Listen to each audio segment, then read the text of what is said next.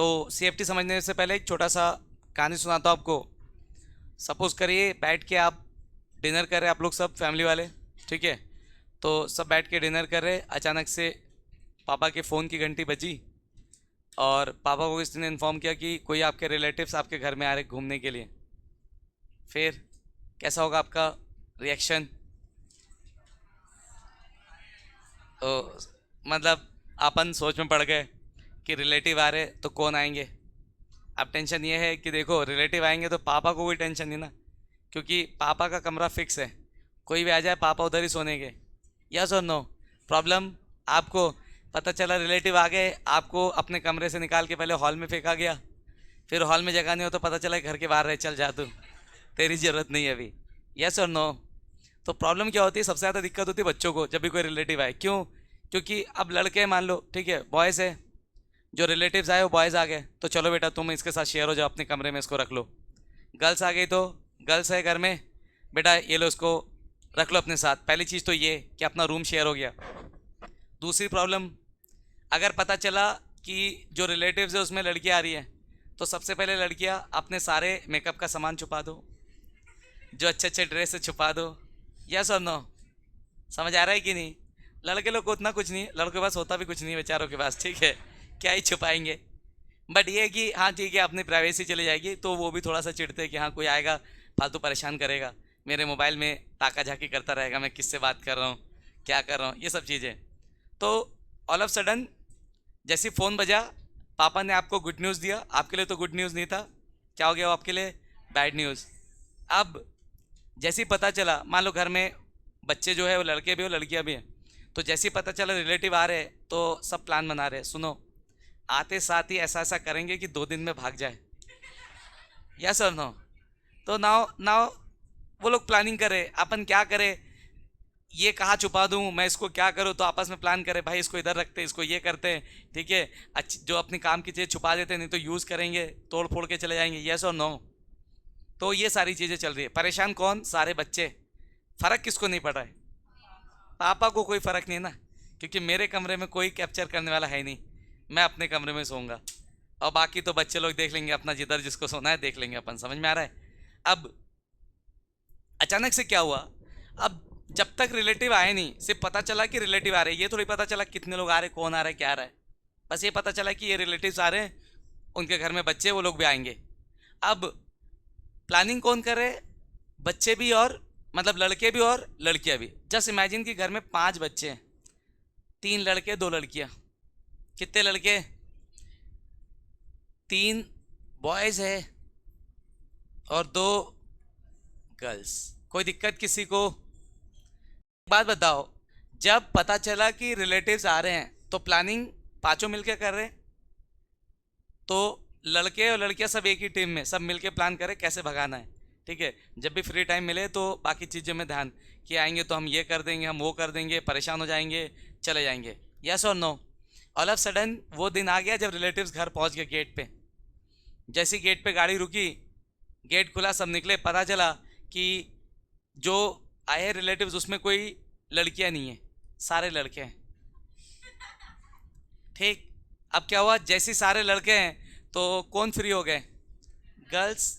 इनके रूम में कोई खतरा नहीं है, इनके मेकअप के सामान को कोई खतरा, इनके ड्रेस को कोई खतरा। तो अब एक बात बताओ, अब टेंशन किसकी, लड़कियों की कि लड़कों की? तो अब जो इतने दिन से 5 लोग का एक टीम था, अब ये टीम 2 में डिवाइड होगा। अब ये टीम क्या होगा?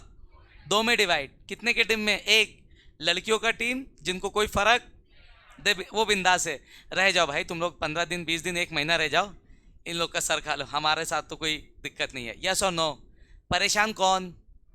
तो यहाँ पे बनेंगे 2 टीम, एक 2 लड़कियों का पहला टीम और एक 3 लड़कों का दूसरा टीम। तो हमने टीम को नाम दिया है, 3 लोग हैं तो हमने इनको नाम दिया T2G। हाँ वही, वो जिसने भी CFT दिया था, वो एक पिक्चर आई थी ना, सोनू के सोनू के कुछ भी, T2 के जो भी, पता नहीं मुझे, ठीक है। तो वो पिक्चर देखने के बाद थ्योरी दिया था उसने, तो उसने नाम रखा पहले टीम का क्या? T2G। और ये 2 लोग हैं तो इनका नाम रखा EG। एजी नहीं, हाँ एजी नहीं, ठीक है ईजी, समझे कि नहीं? अब समझो क्या हुआ। पहले पहले 5 लोग की टीम थी, यस और नो? कब 5 लोग की टीम थी? जब रिलेटिव्स आ रहे थे। अब ऑल ऑफ सडन जब पहुंच गए तो पता चला कि भैया सिर्फ लड़के हैं, तो प्रॉब्लम किनको? लड़कों को। लड़कियों को कोई प्रॉब्लम, टीम 2 पार्ट में डिवाइड होगी। और अगर सिर्फ लड़की आई है, तब भी लड़की आई है सब, तो प्रॉब्लम किनको नहीं है? बॉयज़ को, क्योंकि उनके कमरे में कोई छेड़खानी करने नहीं आ रहा है। अब वो लोग बोलते भैया तुम्हारा हेडेक है, तुम देखो, तुम अपना मेकअप का सामान किधर छुपा रहे हो, हमको कोई मतलब नहीं है ना, तुम्हारे कपड़े हमको मतलब नहीं है, देख लो तुम लोग। तो यहाँ पर भी दोनों केस में, चाहे सिर्फ लड़के आए चाहे सिर्फ लड़के आए, दोनों केस में 5 का जो टीम था वो ब्रेक होगा 2 में। कैसे? बॉयज़ का टीम अलग, गर्ल्स का टीम अलग। तो बॉयज़ के टीम में 3 लोग तो T2G, और गर्ल्स के टीम में 2 लोग तो उनका नाम क्या रखा हमने? EG। कोई दिक्कत इसमें? हाँ या ना? क्लियर है यहाँ तक? अब सेम चीजें समझो। सेंट्रल मेटल, कौन सा metal? Central metal. Central metal के डी ऑर्बिटल, डी में कितने orbital? 5। Central metal, central metal के डी में कितने ऑर्बिटल? हाँ या ना? ऑर्बिटल में इलेक्ट्रॉन से मान लो। अब सेंट्रल मेटल को अप्रोच कर रहा है लिगेंड, कौन अप्रोच कर रहा है? कोई दिक्कत इसमें? तो जैसे लिगेंड अप्रोच करेगा तो लिगेंड के पास इलेक्ट्रॉन है, यस। सेंट्रल मेटल के पास इलेक्ट्रॉन है। तो सेम चार्जेस एक दूसरे को क्या करेंगे? रिपेल। क्या करेंगे? आ रहा है समझ में? तो जब सेंट्रल मेटल के तरफ लिगेंड अप्रोच करेगा बॉन्ड बनाने के लिए, तो सेंट्रल मेटल के डी ऑर्बिटल के इलेक्ट्रॉन्स क्या होंगे? रिपेल। क्या होंगे? आया समझ में? अब डी में होते हैं कितने ऑर्बिटल बेटा? 5। डी में होते हैं कितने ऑर्बिटल? 5। डी में 5 जो ऑर्बिटल है उसमें से जो आपके 3 ठोक डी ऑर्बिटल है वो कैसे है? In between the axis. कैसे है? और जो 2 ऑर्बिटल है वो कैसे है? Along the axis. समझ में आ रहा है क्या कह रहा हूं? हाँ या ना? अब समझो, अगर कोऑर्डिनेशन नंबर होता है 6, क्या होता है कोऑर्डिनेशन नंबर? या कोऑर्डिनेशन नंबर होता है 4। कोऑर्डिनेशन नंबर कितना? अगर कोऑर्डिनेशन नंबर 4 है तो आपका ज्योमेट्री होगा स्क्वायर प्लेनार। कैसा होगा ज्योमेट्री बेटा? Square planar. इसको बोलते हैं स्क्वायर प्लेनार। क्या बोलते हैं इसको? या कोऑर्डिनेशन नंबर 4 है तो आपका ज्योमेट्री हो सकता है टेट्राहेड्रल। क्या हो सकता है आपका ज्योमेट्री? टेट्राहेड्रल। कोई दिक्कत किसी को? अभी मैंने आपको वीवीटी में समझाया ना बेटा, ये टेट्राहेड्रल। टेट्राहेड्रल में अगर देखेंगे तो बॉन्ड एंगल होगा 109 डिग्री 28 मिनट। यहाँ पे तो 90 होगा। कितना होगा? ओके, कोई दिक्कत? तो कोऑर्डिनेशन नंबर 4 के लिए आपका crystal field theory CFT valid है सिर्फ टेट्राहेड्रल ज्योमेट्री के लिए। किसके लिए बेटा? इसके लिए वैलिड नहीं है। कोई दिक्कत? तो कोऑर्डिनेशन नंबर 4 में सिर्फ और सिर्फ आपका जो क्रिस्टल फील्ड थ्योरी हो किसके लिए वैलिड है? टेट्राहेड्रल। और 6 में ऑक्टाहेड्रल ज्योमेट्री। कोऑर्डिनेशन नंबर 6 में दोनों ज्योमेट्री कैसी हो रही थी? ऑक्टाहेड्रल। तो ऑक्टाहेड्रल कैसा होता है? इसी में अगर मैं जोड़ दूं एक ऊपर और एक नीचे, कहाँ जोड़ दूं बेटा? एक ऊपर और एक नीचे, तो उसको हम बोलेंगे क्या? Octahedral geometry. क्या बोलेंगे इसको? ये ऑक्टाहेड्रल। कोई दिक्कत किसी को? ऑक्टाहेड्रल समझ रहे हो?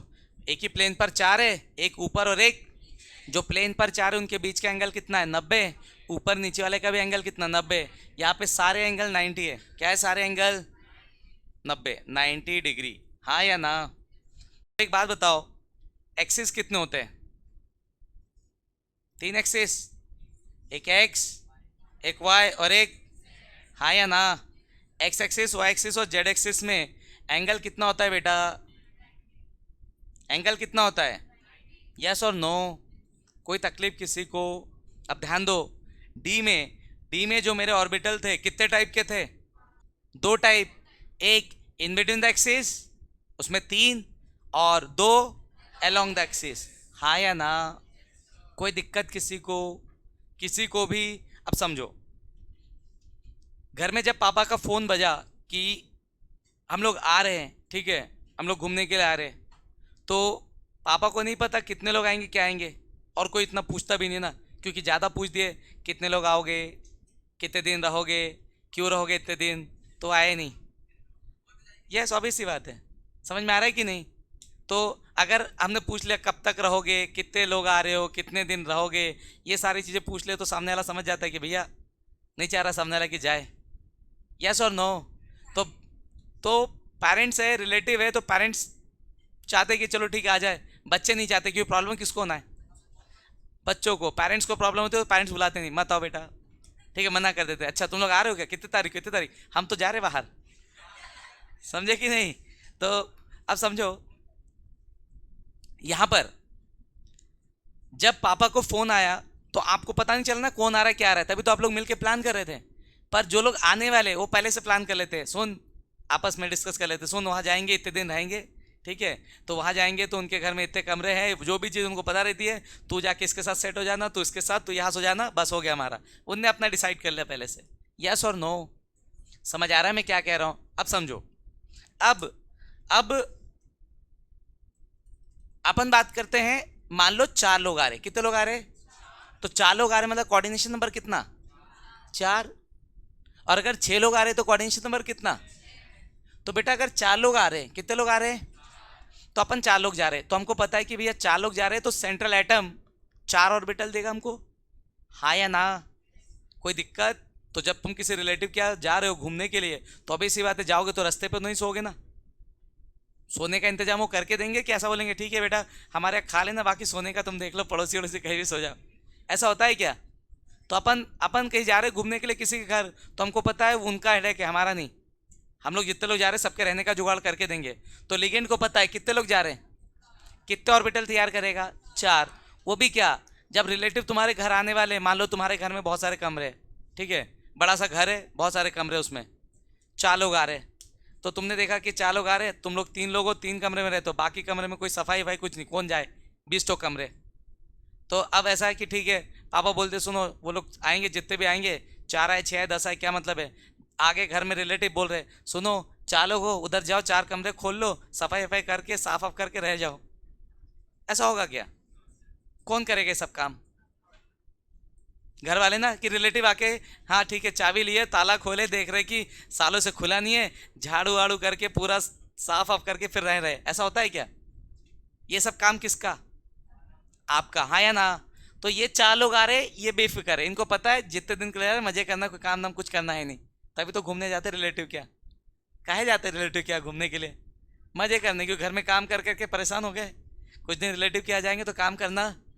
हाँ तो ठीक, 4 लोग आ रहे हैं। अब 4 लोग आ रहे हैं तो उसको पता है सेंट्रल एटम कितने ऑर्बिटल देगा? 4। वो भी कैसे, ऐसे ही उठा के देगा कि हाइब्रिडाइज करके देगा? तो 4 ऑर्बिटल को जब हाइब्रिडाइज करोगे तो ज्योमेट्री क्या आएगी बेटा? टेट्राहेड्रल। क्या आएगी ज्योमेट्री? हाँ या ना? टेट्राहेड्रल में एंगल कितना है? 109 है। और जो एक्सिस होते हैं उसका एंगल कितना है?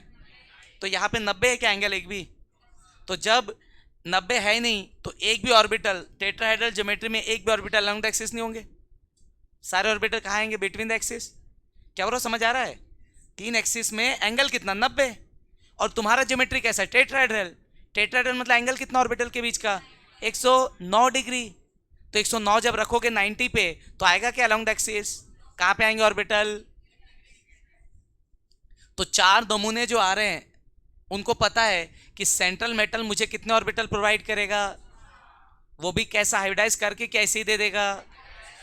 करके दे देगा। हाइब्रिडाइज के बाद ज्योमेट्री क्या बनेगी? तो इनको पता है कि सारे ऑर्बिटल किधर मिलेंगे? इन बिटवीन द एक्सिस, हाँ या ना? कोई दिक्कत किसी को? जैसे रिलेटिव आ रहे थे, लड़के लड़कियां मिलके अपना गैंग बनाए, दोनों परेशान, हाँ या ना? रिलेटिव जैसे गेट पे पहुंचे और पता चला कि सारे लड़के हैं, तो कौन परेशान? अब लड़कियों को कोई फर्क, और जो भी रिलेटिव है वो अब किसके कमरे की तरफ घुसेंगे? समझ आ रहा है मैं क्या कह रहा हूं? तो यहां पे जब आपका टेट्राहेड्रल ज्योमेट्री है तो सारे के सारे लिगेंड अलोंग द एक्सिस आएंगे कि इन बिटवीन द एक्सिस आएंगे? ऑर्बिटल कहां मिलेंगे उसको? तो उधर जाओगे कि कहीं और जाओगे? रहना जिधर है उधर ही पहुंचोगे, किसी और के घर में पहुंच जाओगे। समझ आ रहा है कि नहीं? तो बेटा कोऑर्डिनेशन नंबर 4 मतलब 4 ऑर्बिटल देगा सेंट्रल मेटल, वो भी ऐसे ही मुंह उठा के कि हाइब्रिडाइज करके। हाइब्रिडाइजेशन के बाद 4 ऑर्बिटल का ज्योमेट्री सेट होगा। कौन सा ज्योमेट्री? टेट्राहेड्रल मतलब बॉन्ड एंगल कितना? 109, मतलब एक भी ऑर्बिटल एक्सिस के ऊपर आएगा क्या? एक्सिस का एंगल 90, इसका एंगल 109, तो 109 पे आएगा ना, मतलब इन बिटवीन द एक्सिस आएगा, हाँ या ना? तो लिगेंड कैसे अप्रोच करेगा, इन बिटवीन द एक्सिस के अलोंग द एक्सिस? कोई दिक्कत? तो अब लिगेंड आपका अप्रोच कर रहा है इन बिटवीन द एक्सिस, मैंने बताया लड़के आ रहे सिर्फ, तो परेशान किसको? लड़कों को, हाँ या ना? लड़कों की टीम में 3 लोग, लड़कियों की टीम में 2। अब सारे रिलेटिव लड़के आए, तो लड़के जब आए तो लड़कों के रूम की तरफ जाएंगे कि लड़कियों के रूम की तरफ? लड़कों के रूम की तरफ, हाँ या ना? तो परेशानी किसको? आप समझो, जो लिगेंड है वो कैसे अप्रोच कर रहा है, इन बिटवीन द एक्सिस, हाँ या ना? कितने ऑर्बिटल है? 5। 5 में से कितने orbital in between the axis है? 3। तो दिक्कत किनको, इन दोनों को कि इन तीनों को? समझ गए? तो अब आपका जो डी ऑर्बिटल है, जो 5 था वो टूट जाएगा 2 में। जो 5 ऑर्बिटल था डी जनरेटेड था, सबका एनर्जी सेम था, सब इक्वल थे। अब क्या हो जाएंगे वो? 2 सेट में डिवाइड, एक 3 का सेट और एक, समझ गए? तो जब आपका लिगेंड अप्रोच करेगा सेंट्रल मेटल को, तो सेंट्रल मेटल का डी ऑर्बिटल 2 सेट में डिवाइड होगा हमेशा। किस में डिवाइड होगा? तो जो 2 सेट में डिवाइड हो रहा है उसमें एक 3 का सेट, इनको हमने नाम रखा है क्या? T2G। और ये 2 का सेट, इनका क्या नाम रखा है? समझ गए बेटा, हाँ या ना? तो जब जब भी आपका लिगेंड सेंट्रल मेटल को अप्रोच करेगा, किसको अप्रोच करेगा? तो आपके सेंट्रल मेटल का डी ऑर्बिटल 2 सेट में डिवाइड होगा, एक 3 ऑर्बिटल का सेट T2G और एक 2 ऑर्बिटल का सेट EG। इसको बोलते हैं क्रिस्टल फील्ड स्प्लिटिंग। क्या बोलते हैं इसको? बात बताओ, क्या दोनों का रिपल्शन सेम है? कौन ज्यादा रिपेल होगा, या तो ये या तो ये? अगर इन बिटवीन द एक्सिस आएंगे तो ये, और अलोंग द एक्सिस आएंगे तो ये, तो एनर्जी दोनों का सेम रहेगा कि अलग रहेगा? तो जब ब्रेक होंगे 2 सेट में, तो उनके बीच में जो एनर्जी का डिफरेंस होगा, उस एनर्जी के डिफरेंस को हम बोलते हैं क्रिस्टल फील्ड स्प्लिटिंग एनर्जी। क्या बोलते हैं उसको? Crystal field splitting energy. समझ गए? तो जब भी आपका लिगेंड अप्रोच करेगा डी सेंट्रल मेटल को, तो सेंट्रल मेटल का ऑर्बिटल कितने पार्ट में डिवाइड होगा? एक T2G और एक, इस स्प्लिटिंग को हमने क्या नाम दिया? Crystal field splitting. और दोनों के बीच में जो एनर्जी का गैप होगा उसको क्या नाम दिया? Crystal field splitting energy. हाँ या ना? अब इधर अगर अगर मेरा कोऑर्डिनेशन नंबर 4 है, तो लिगेंड कैसे अप्रोच करेगा? In between the axis. किसको परेशान करेगा? T2G। किसकी एनर्जी ज्यादा? T2G की एनर्जी ज्यादा, किसकी कम? समझ गए? कोऑर्डिनेशन नंबर 4 कौन सी ज्योमेट्री? टेट्राहेड्रल। टेट्राहेड्रल ज्योमेट्री में लिगेंड कैसे अप्रोच करेगा? In between the axis. किसको परेशान करेगा? इसकी एनर्जी क्या होगी? किसको परेशान नहीं करेगा? उसकी एनर्जी कम, कोई तकलीफ? दूसरा, अगर अगर मेरा ज्योमेट्री ऑक्टाहेड्रल है, कैसा है ज्योमेट्री? ऑक्टाहेड्रल। एंगल कितना है बेटा ऑक्टाहेड्रल में? सारे 90। तो सारे के सारे ऑर्बिटल कहाँ पर आएंगे? Along the axis. अब अपन 6 लोग जा रहे हैं, कितने लोग जा रहे हैं? तो अपन जब 6 लोग जा रहे हैं, तो हमको पता है 6 ऑर्बिटल मिलने वाला है, वो भी हाइब्रिडाइज्ड ऑर्बिटल। और जब 6 ऑर्बिटल हाइब्रिडाइज होंगे तो ज्योमेट्री क्या बनेगा? ऑक्टाहेड्रल। कैसा बनेगा ज्योमेट्री? तो सारे के सारे ऑर्बिटल किधर होंगे? इन बिटवीन द एक्सिस के अलोंग द एक्सिस? तो अपने को कहाँ जाना है, अलोंग द एक्सिस की इन बिटवीन द एक्सिस? हाँ या ना? अपने को पता है हमको इस रिलेटिव क्या जाना, हमारे 10 रिलेटिव है, समझ में आ रहा है? तो हमने डिसाइड किया रायपुर में जो रिलेटिव उनके यहाँ घूमने जा रहे हैं, तो अपन रायपुर का रोड पकड़ेंगे कि बिलासपुर का रोड पकड़ेंगे? समझ गए बेटा, हाँ या ना? तो अगर अगर कोऑर्डिनेशन नंबर 6 है ऑक्टाहेड्रल ज्योमेट्री, मतलब कैसे आने का? Along the axis. जब अलोंग द एक्सिस आओगे तो कौन से ऑर्बिटल को तकलीफ होगी? अलोंग द एक्सिस के ऑर्बिटल कितने? 2। तो ऑक्टाहेड्रल ज्योमेट्री में आपका लिगेंड कैसे अप्रोच करेगा? Along the axis. किसको परेशान करेगा? तो किसकी एनर्जी ज्यादा? ईजी की। किसकी एनर्जी कम? ये है आपका क्रिस्टल फील्ड थ्योरी। ये है आपका क्रिस्टल फील्ड थ्योरी। समझ गए? क्लियर? सेंट्रल मेटल के जो डी ऑर्बिटल होते हैं वो दो पार्ट में डिवाइड होंगे। किसकी रिपल्शन की वजह से? लिगेंड। आया समझ में? दो सेट में डिवाइड होंगे, उनका नाम रखा है हमने। एक 3 का सेट T2G और एक 2 का सेट, क्या नाम? अगर जो स्प्लिटिंग होगी डी ऑर्बिटल दो सेट में जो डिवाइड होंगे, उस स्प्लिटिंग को हमने क्या नाम दिया है? Crystal field splitting. उनके बीच के एनर्जी के गैप को हमने क्या नाम दिया? Crystal field splitting energy. कोई दिक्कत? अगर टेट्राहेड्रल ज्योमेट्री है तो लिगेंड कैसे अप्रोच करेगा? In between the axis. किसको परेशान करेगा? T2G को। तो किसकी एनर्जी ज्यादा? T2G की। किसकी एनर्जी कम? Eg। ठीक।